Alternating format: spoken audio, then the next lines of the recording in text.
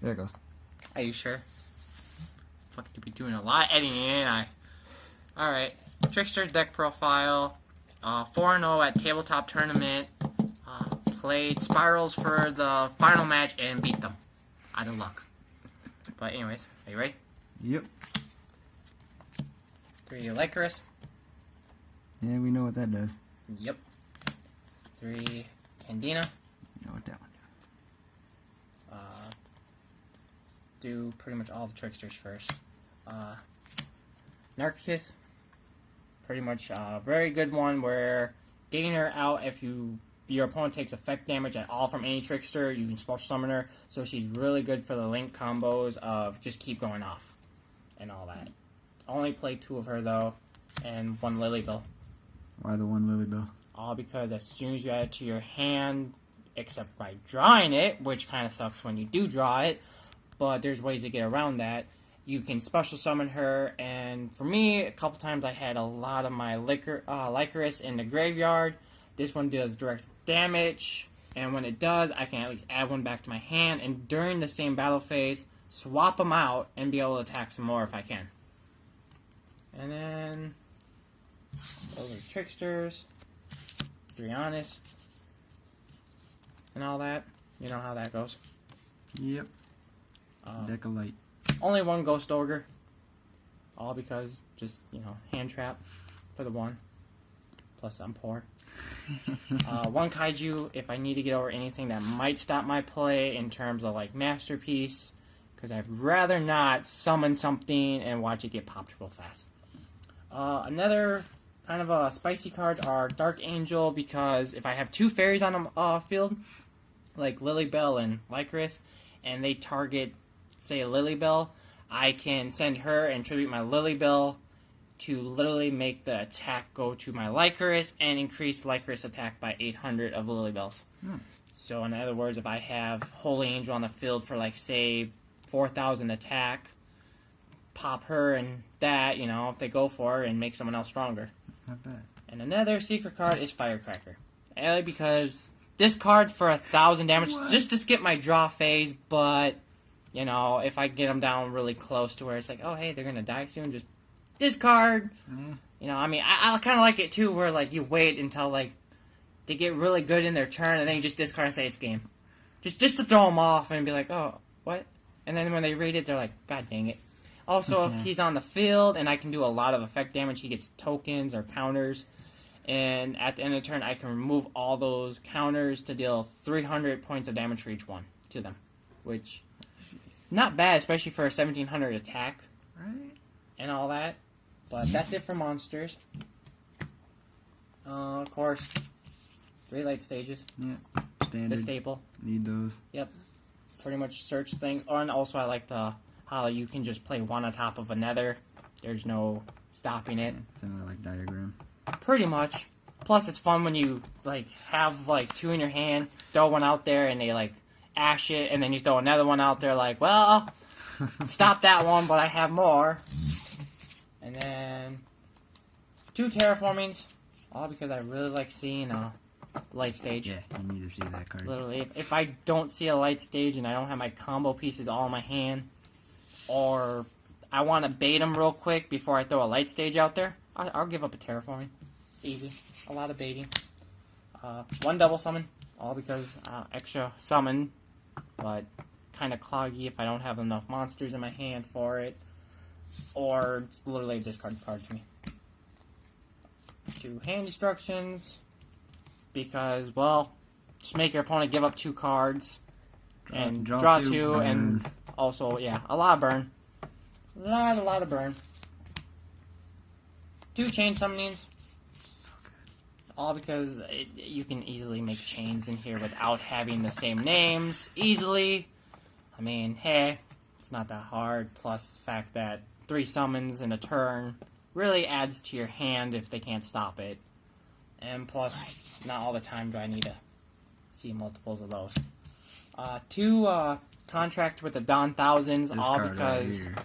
you can stop your opponent from normal summoning if they have a spell in their hand. Plus, we both take 1,000, so in a way I can also kill them that way. Plus, I can see every card in their hand that they draw for the time being until they pop it. And then on top of that, the fact that if they do something to screw themselves up and have their whole spell and trap zones all taken up and they have a spell card in hand, they literally can't do anything for a while until they can either get rid of something to set those spells or find a way to discard those spells to get them out of their hands.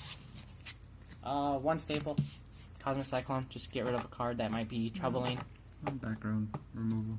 and all that. Mainly Paleos. Start those. Getting rid of half those. 3 reincarnations. Oh boy, here we go. All because, well, you know, banish your whole opponent's whole entire hand. And against spirals, it's fun when they have quick fix and the little droid thingy, and it all gets banished. And yeah, they kind of get mad when they lose all their staple cards like that, apparently. God.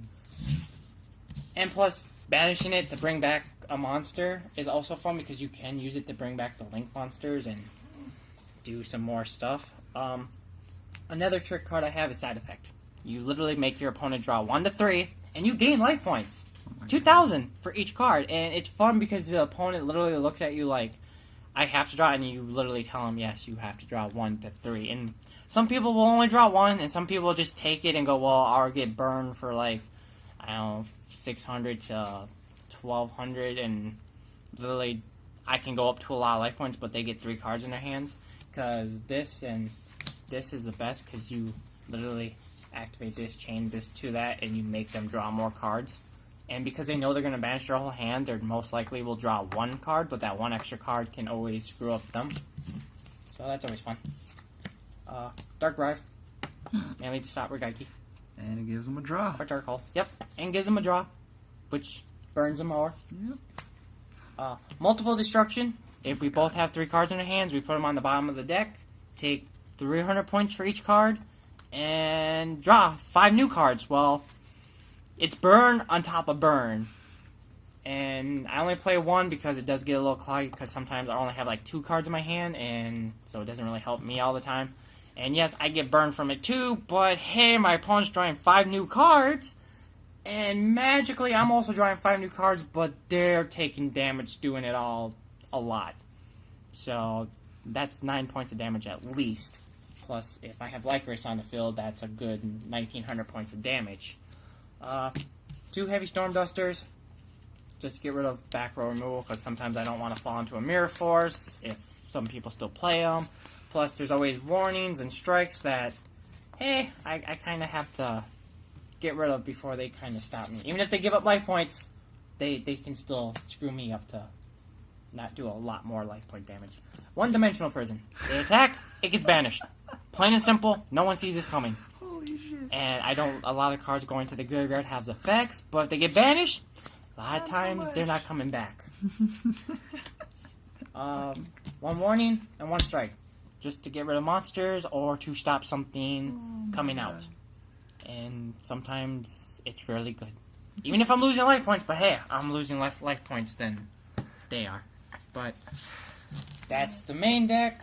Now on to the extra deck, which is pretty fun because we have, how to put this, 2 Holy Angels. I only play 2, I could play 3, and just like literally once you get 1 out, I literally can make her a big beat stick with a lot of points of damage. All you need is 1. And literally just having her here, and you can literally just keep summoning in these 2 zones. You can keep burning and making her stronger for the turn. And she also protects what she points to, which is really good because the Spiral guy played, he literally attacked my Lycoris without truly understanding what this card did. When I said it protects her from battle or card effect destruction. And he's like, swing! He's like, oh, she's not dead. I'm like, no, this protects her. You have to kill her. And at the time, her attack was like 4,000.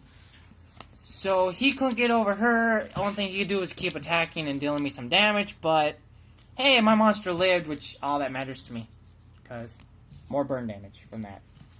And then, Black Cat, because, hey, I don't really care about her effect as much. It was more a fact of having 2 here, just keep linking into it. 1 Decode, simply because I need a little bit more attack power, or because, yeah, pretty much just for attack power. I don't use them for anything else. And the side. Or you got more? And then 1 Black Rose, all because I do have a Ghost Ogre, which is a tuner, and maybe if I want to nuke the whole field just to do something, I will go into that. But I didn't have to. Enlightenment Paladin, all because A, 2500 attack, okay, the effect, but hey, it's mainly just for the attack, and I was playing around with it and just messing around with it. And then Castile, because maybe I want to return a card back to the extra deck and all that, or even back to the main deck. But these ones didn't see a whole lot of play, all because I was mainly just looking for burn. They're just there for the fun of it all. Then onto my side, simply put Kaiju, because I already have a Kaiju in there, so why not have another one on the side in case I do need to do something dramatic. System down, of course, Spirals, Ancient Gears, ABC, doesn't matter as long as it gets banished. Mistaken Ride, Arrest, yeah, whatever. All because, you know, maybe I want to stop them from drawing cards, and maybe I don't want to add any cards because I have my combo pieces, which is fine, but it stops them from adding cards and stuff. Another one that I use is just forgot the name of it. Forbidden Dress. Makes one of my monsters immune to card effects being destroyed by them or targeted. Yes, I lose attack, which is fine, but in a way I can keep my monster alive if I need to. Book of Eclipse, flip everything face down. Especially if I have no monsters on my field because they wipe me and they can go for like a kill or something, I'd rather take them out. And then another one that I kind of like to play just for fun is Quaking and Dark. All because this puts them in defense mode, this banishes them. And banishing monsters is fun. Very fun because they don't come back for good. Changes appearance, all because of Spirals. Mainly Spirals. Paleos is this one card because it reduces all the levels by 1, and since Paleo monsters cannot be targeted or affected by your monsters, they didn't say anything about trap cards from your opponent. And since this reduces their level by 1, they're not doing much for getting their boss monsters out, and especially keeping Toad in check of not coming out. Doesn't stop Link summoning, but that's fine. Coffin Sealer, all because any monster into graveyard, more burn damage, you know, which is fine. I mean, kind of sucks if you send like 3, you still only take the 300 points of damage. You don't take like 900, you can't stack like that, but that's fine because either way it goes, if they're getting sent to the graveyard one way or another, they're gonna burn you. For Pendulum, Unwavering Bond, just to stop pendulums. Mainly it. Just need to stop them. Another Heavy Storm Duster and another Typhoon, mainly for Paleos because we need to get rid of those traps because I've fallen to many of their victims. But, yep, that's it for the deck profile.